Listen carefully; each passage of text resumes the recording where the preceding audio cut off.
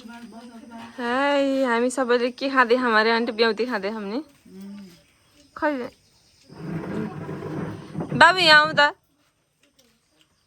यति ह्यान्डसम देखिन्छ बिहानै त्यही पनि फेरि लजाउँछ कि अब म यसी देखेछु म लजाएँ त लजाइन यो भ्लग बनाएर खाने कि पछि हेर्ने हुन्छ कि मम्मी त सुतिरहनु भयो धौ कि के भयो खै बाबा त बिहानै बाइक बजा जस्तो मान्थे कस्तो मिठो हुन्छ यो सेकेन्ड लभको दुध हो कि यो पहिलो ए हो मिठो अब यति खाएपछि के भात खानु परोस् 11 बजे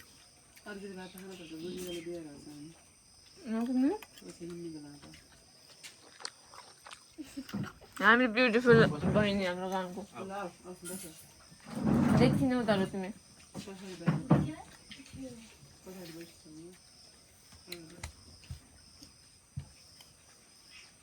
खै त फुटुङ रे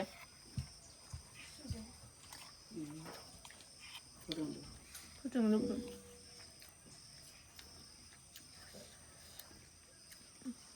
आज त वर्ल्ड कप फाइनल राति बरे आज त को सुत्दो र कोही सुत्ने नासो हेरे पनि नहेरे पनि सुत्ने होइन राति त केयरको चाहिँ बनाइराखेको नानी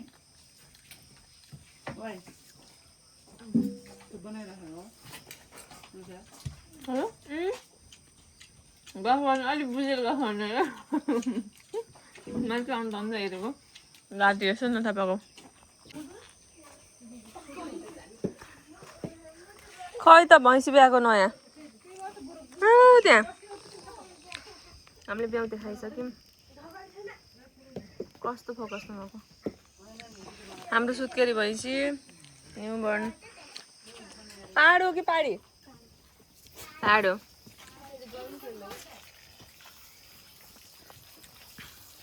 ए आमाईको दि सानो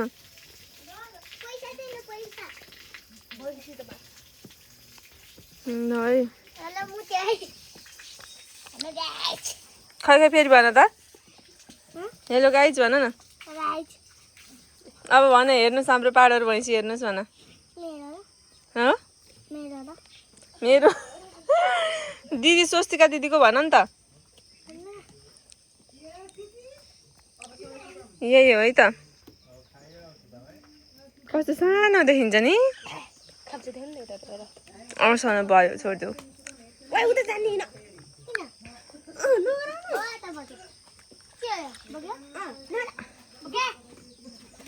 ओए लड्डेलाई जाम हिँड उता अब अब म रेडी हुन्छु ल बाई बाई रेडी हुन्छु भन्दा नि अब खानाको व्यवस्था गर्नुपर्ने होला यति धेरै ब्याउते खाएर चाहिँ के खानु मन लागेन अब चाहिँ म घर जान्छु ब्याउती खाएँ घर गएर उयो गर्छु खाना मम्मीलाई भन्छु के हो बनाउने यो के हाम्रो बेलौती हो कि यो कस्तो धेरै फलेछ तर अहिले पाक्दैन कि बाबा आएपछि आँप लगाउने भनेको बाबा कहाँ जानु भयो बाबु ऊ त्यहाँ आँप हेर्नु जानु न कति छ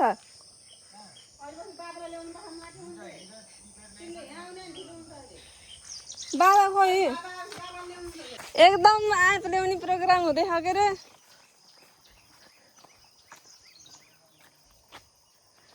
यहाँ आऊ के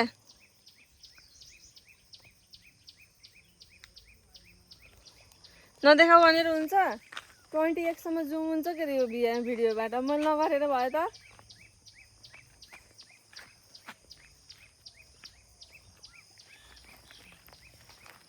किमु आजकल पनि पाइँदैछ नि किमु भन्ने फेरि यहाँ धेरैजना फेरि सहरिया हुनुहुन्छ कि मेरो चाहिँ साथीहरू ओइ पुट्के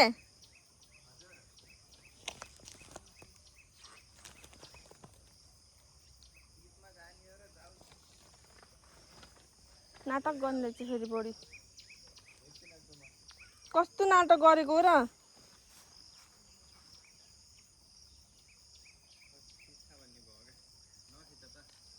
खिच्दिउँ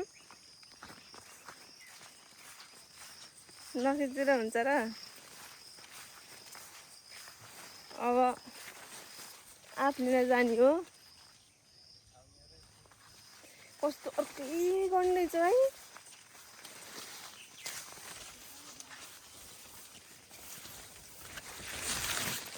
मोबाइलले उ पाक्छ क्या बन्द गर्छु एकछिन तर यस्तरी भ्यू देखाउन पनि मिलिहाल्छ नि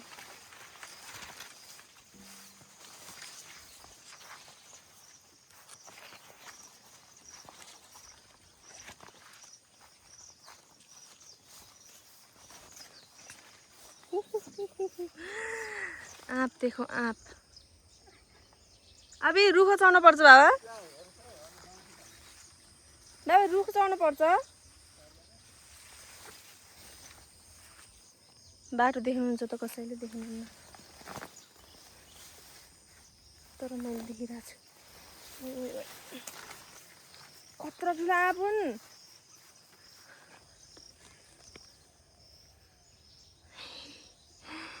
आँपु आँपु आँपु यिनै आँप हुन् पछि पाक्ने भनेको बाबा यति धेरै आँप रहेछ नि त आज बल्ल देखेँ मैले क्लोजअपबाट देखाउन चाहन्छु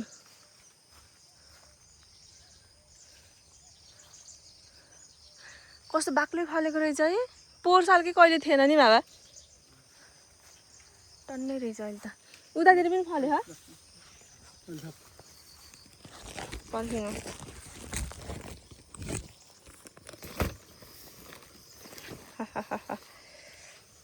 यिनी दसरी आँप हुन् कि अर्का दसरी छैन कि हाम्रो मैले पहिला यसलाई दसरी भन्थेँ त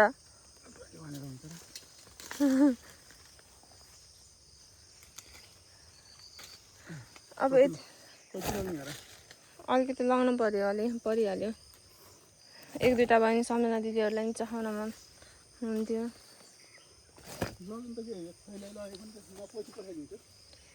ल अब हामी आँप टिप्छौँ अनि त्यस पछाडि आहा अलिकति पाप्रोको पात लगाउन पायो भने त तरकारी खाने म अब जाँदैछु काठमाडौँ तिमीलाई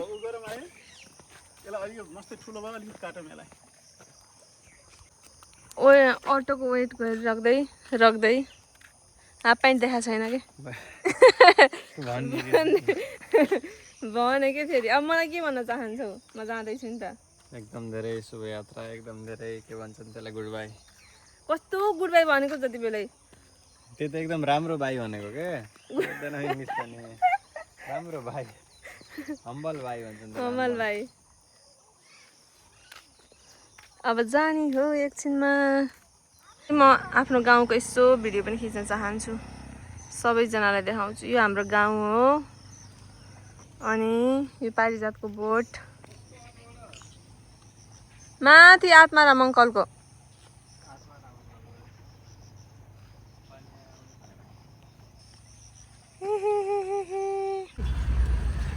म नेपालगञ्जको हाइस्कुल चढिसकेँ 10:30 भइसक्यो अहिलेसम्म जाँदैन 2:30 बजीको फ्लाइट छ 3 घन्टामा पुग्यो भने पुगेँ ढिलो भयो भने त रोकिला नत्र त खै हाम्रो तुलसीपुरको यतातिर बस पार्क छ अरे यो एरिया चाहिँ बस पार्क छ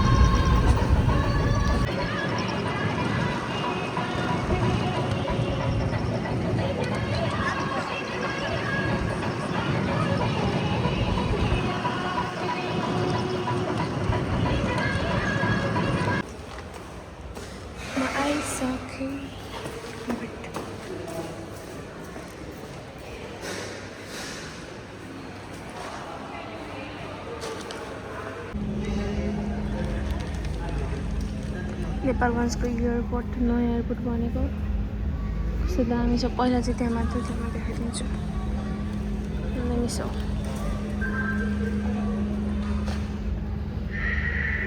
पहिला त्यो मात्र थियो, अहिले चाहिँ नयाँ बनेको सबै। ट्रेन वेट गयो त्यहाँनिर छ त्यो बुद्धको।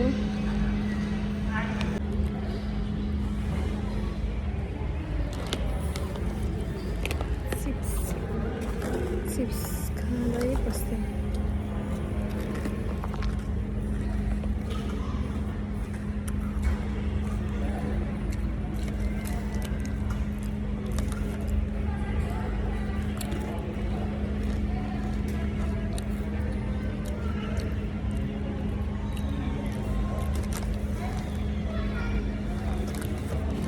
ट्रेन आउने पनि थाहा छैन।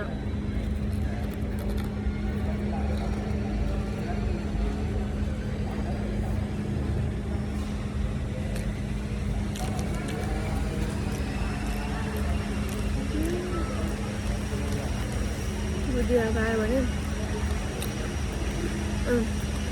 अब के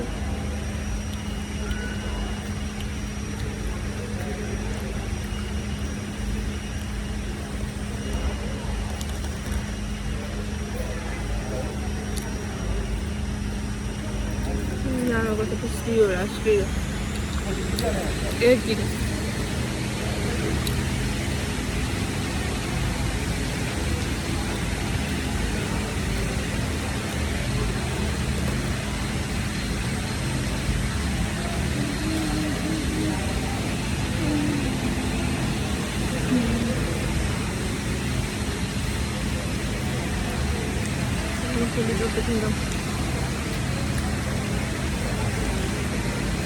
अब मैं पछि भिडियो बनाउँछु।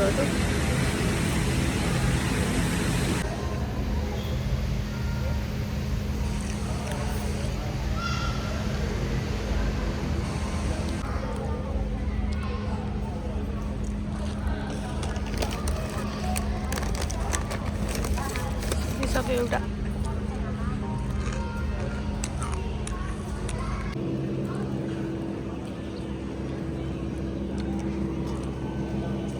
नेपालगञ्जको एयरपोर्ट केही थिएन पहिला, ऊ त्यहाँनिरको त्यो बिल्डिङ थियो त्यही हो। अहिले चाहिँ यति ठुलो बनाएको छ अनि ठुलो छ, जस राम्रो छ। अब जानुपर्ने हुन्छ प्लेनमा बसेर।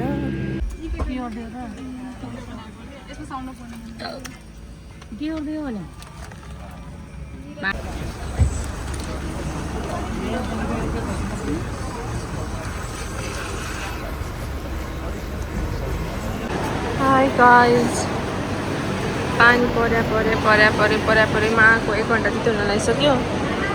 4 बजीतिर यहाँ पुर्याएको थियो, आधी घन्टा जति त कुरा आयो सामान लिनलाई नै। अनि अब अहिले फेरि पानीले यत्रो ठुलो पानी पऱ्यो, ट्याक्सीमा जान नै कस्तो गाह्रो होला जस्तो झ्याउ लाग्दो।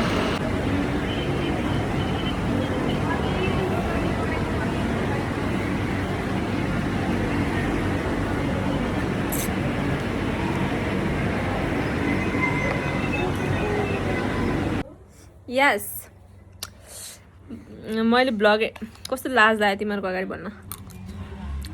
गाइजहरूमा आइसक्यो काठमाडौँमा अनि भात खाँदैछु अहिले चाहिँ। रियाले हेर्छ नि त मेरो ब्लग उहाँबाट, अनि रमाइलो मानेर हेर्छ, अनि त्यही भएर हाल्नु मन लाग्छ क्या आजकल। अनि अहिले लास्ट पानी परेको थियो, म ढिलो आएँ अनि मैले केही भिडियोहरू पनि बनाउनु पाइनँ बाटोको। सृजना दिदीसँग गफ हाने 2 घन्टा 3 घन्टा गफ हाने। अनि यस्तो भनेर आज अहिले त म हप्ता दिनको लागि खुट्टाको हड्डी फोडिछन् कि तिमीले आफ्नो। अनि अहिले दिदी म हप्ता दिनको लागि मात्रै गएँ, त्यही भएर हड्डी फोड्यौ थोरै ठिकै छ। नेक्स्ट टाइम दसैँ तिहारको बेलामा चाहिँ अलिक ठुलो सोचे है तिमीले, अलि भाँसिनै गरी सोचे भनेछु हुन्छ भन्छन्। अनि त्यस्तो कुराहरू गरेर आएँ।